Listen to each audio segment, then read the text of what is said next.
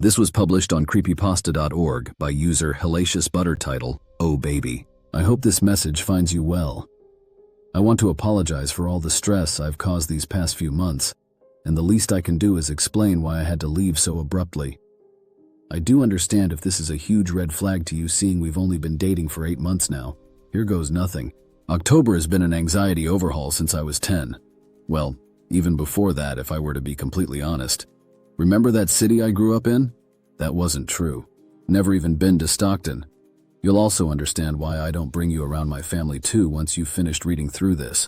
I grew up in a small town where just about everyone knew each other. Generations of families all living amongst one another. There was a local legend that was well known around town that dated back before I was born. Allegedly, there was an odd couple that moved into town after the children of one of the oldest families had sold their property when their parents had passed.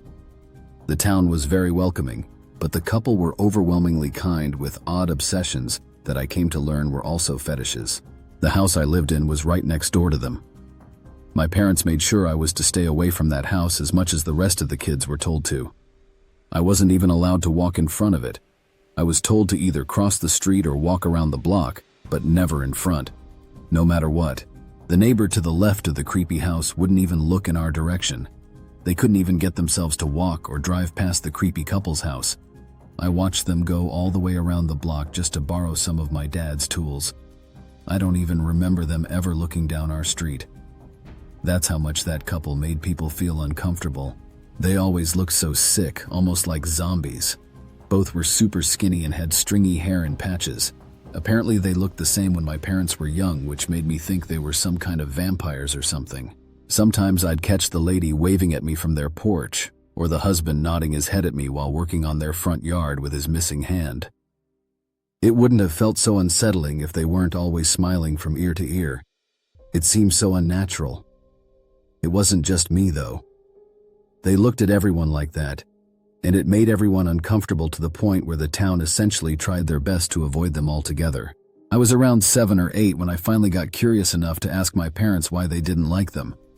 I tried to not make it seem like I was made uncomfortable by them as well, but my parents knew.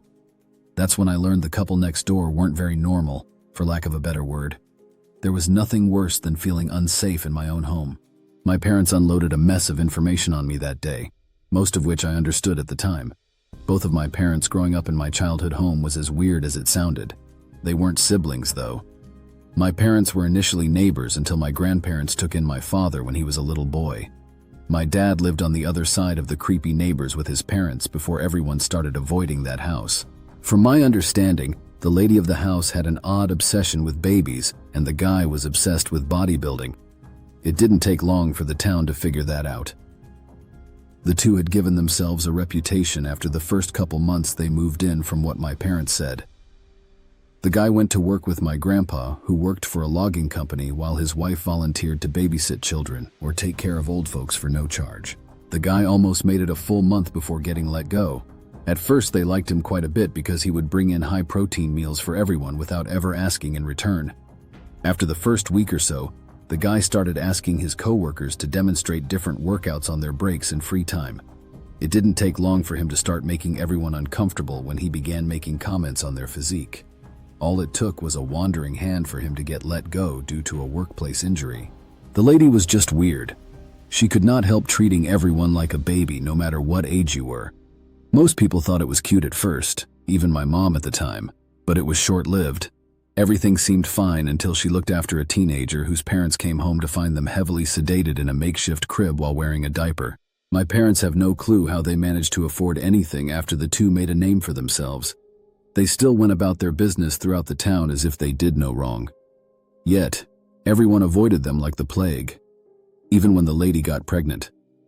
My mom said no one gave her the time of day, even though she would stand there and talk to anyone whether or not they cared to listen. 9 months passed by and the lady was no longer pregnant. The couple who spoke highly of a child that no one ever saw. Some thought they chose to give birth at home, which led to the child's passing. Others assumed she had a miscarriage, and the couple couldn't wrap their head around it. It was the talk of the town, from my understanding. It was 5 years later when the first disappearances happened in the town. The beginning of the local legend all started with my grandparents I never got to meet. My dad went to spend the evening with my mom and her parents while his parents went out for the night. My mom and dad had lived in that home ever since. The weird couple were the initial suspects due to their odd nature. The local sheriffs picked their place clean, but didn't find any traces of my grandparents. Case went cold for a few years until transients started to disappear as well. It started out as 1 or 2 bodies being found at a time in the woods every month or so. Each one was battered and bruised, but cleaned up and dressed in nothing but an adult diaper before being disposed of. People started to disappear more often as the years went on, and the bodies that were being disposed of weren't being cleaned up like before. They all seemed to have their limbs and heads violently ripped off, but that wasn't the weirdest thing. The bodies had indications of the limbs and heads were being forced back together by driving the broken bones into the flesh. The situation got worse with each group of bodies they found. Even without evidence, everyone still blamed that creepy couple. My parents were the ones that started the whole thing where people avoided the neighbor's house. My mom and dad would race home after school and yell at anyone who tried to walk in front of the house. They'd tell them to cross the street or something, but never in front. The adults even listened, all while their neighbors just smiled and waved whenever they saw someone like everything was okay. My parents just knew those two were evil. I think of it as a child's intuition. Nonetheless, that was their life for many years up until I was born. My mom's parents had passed leaving the house to my parents, and my mom and dad thought they'd do the same. The thing is, I couldn't live there after my parents died, all because of what happened on Halloween when I was 10. Our Halloween traditions were my mom baking and passing out candy while my dad and uncle took me out to get candy. I was getting into my costume while they all hung out downstairs just like every other year. Smelling my mom's Dutch apple pie filling my nostrils as I put on my Zorro mask will forever be my last pleasant memory. I went to leave my room when I heard the glass of the back door shatter downstairs, followed by my mom screaming. My body froze with my hand gripping the doorknob. I wasn't sure what to do, let alone what just happened. I heard my dad yell, "What the fuck, man?" My uncle was asking if he needed to call the police or not. The second scream coming from my mom made me throw open the door and run downstairs. I could hear scuffling and grunting the closer I got to the bottom. I turned the corner to look inside the kitchen with my heart dropping into my stomach. There was a giant man standing in my kitchen holding my uncle in the air by his throat and my mom down by her hair. Both of them were fighting to get free while my dad held his head on the floor in a puddle of blood. The man stood at least 7 feet tall and was built like a brick house. His head was deformed like no other. Not one thing symmetrical about it. It almost looked painful. Worst of all, the man was wearing nothing but a soiled diaper that looked like it hadn't been changed in ages. Shit was falling out from behind him every time he moved. Vomit and food caked his chest hair and down his stomach. His arms and legs were covered in blood, but they weren't from my parents. He looked at me with his uneven eyes and yelled one thing. "Toy!" My mom twisted her body to see me. She yelled for me to run before the giant baby man slammed her head into the ground. I couldn't run though. I was frozen again. I could hear my dad mumbling to run too, but I couldn't get myself to do it. The man made his way to me with my uncle's neck still in his grip, then slammed him on top of my dad. Like that, my legs worked again. I'm not sure why my first instinct was to run back upstairs to my room, but that's where I headed. The baby man was skipping behind me like we were playing a fucking game. "Hide and seek," is what he kept saying over and over again as he made his way up the stairs behind me. I slammed the door and locked it. I wasn't sure what to do from there except to hide. I grabbed my plastic sword before crawling under the bed. Even made sure to move some of my toys around to give me some cover. The man stopped outside my door laughing like a baby with a deep voice, then started to whine. It was terrifying.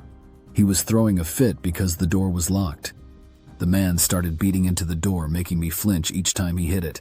That's when the sound of hope came from the other side of my door. It was my mom and dad. I could hear them fighting with the guy on the other side of the door for a while. The next sound I heard was the handrail break before everyone went silent again. I waited for something, anything indicating my parents were still alive, but it was dead quiet. I started to cry when I heard my uncle downstairs screaming my name. I opened my door, looked down from where they were to see my parents and that monster laying on the floor in a pool of blood. My mom was under the man with her head splayed open. The handle of a knife in the back of the man's head was embedded into her eye socket. My dad laid next to them with a broken arm, leg and back, struggling to breathe. My uncle and I made eye contact and both started to cry. He told me to wait upstairs for him, but when he walked past them on the floor, the guy grabbed his leg. My uncle started stomping on him, but it didn't seem to affect him at all. The baby man right sat up, which threw my uncle off balance. He yanked my uncle's leg right out from under him, sent my uncle into a daze before he climbed on top of him to wrap his massive hands around my uncle's throat. I ran downstairs not knowing what to do. I stood behind them with my heart and mind racing. Part of me wanted to run out the front door while the others screamed for me to do something. I put my foot against the intruder's back, gripped the knife handle and pulled with everything I had. I can still remember the suctioning sound it made when it finally gave. The guy didn't even budge, but my uncle had stopped kicking his legs. I just kept sticking the knife in the giant man's back over and over again until he swung his arm back. I moved just in time for him to miss, but fell to my back. I don't know how he was still moving. He was a monster. I ran out the front door to see red and blue lights flashing next door. The crowd across the street screamed when they saw the giant man in a diaper chasing me out the house, both covered in blood. I ran to the crowd screaming for help, but they all scattered and ran away from me. I felt helpless. Last thing I remember was looking back at the giant baby man before blacking out. Next thing I knew, I was waking up in the hospital all by myself. I just started crying. Nurse ran in freaking out, then ran right back out to get the sheriff who'd been sitting outside my door for as long as I was out. Unfortunately, he was also the one that gave me the news. My immediate family was dead. The giant baby man was real, and was also dead. Apparently, I ran into a pole when I turned around. Shortly after, the sheriff and deputy walked out to see the commotion to find me laying on the ground with everyone running away, and that monster running in our direction. Safe to say they gunned him down right there. They were surprised with how many holes the guy had all over his body. Sheriff also found a hidden basement dug under the creepy couple's house next door. That's where they found mounds of dead bodies from transients who disappeared over the years, but they assumed they stopped dumping the bodies after it got too messy. Their bodies were ripped to pieces in different stages of decomposing. Dirty diapers covered the floor of the small room with a weight set sitting in the opposite corner. It stunk of rot and shit around the area for weeks after they finished cleaning everything up. It was bad enough that I didn't want to be there anymore, like at all. The sheriff offered to let me stay with him, but I couldn't do it. I ran away. I became a transient myself, changed my name, and have been on the move ever since. It's just whenever Halloween comes around, I can't help but run away and start over again. It's like that monster is chasing me, although I know it can't be true. I know me leaving the way I did wasn't fair, but I hope that you can forgive me one day.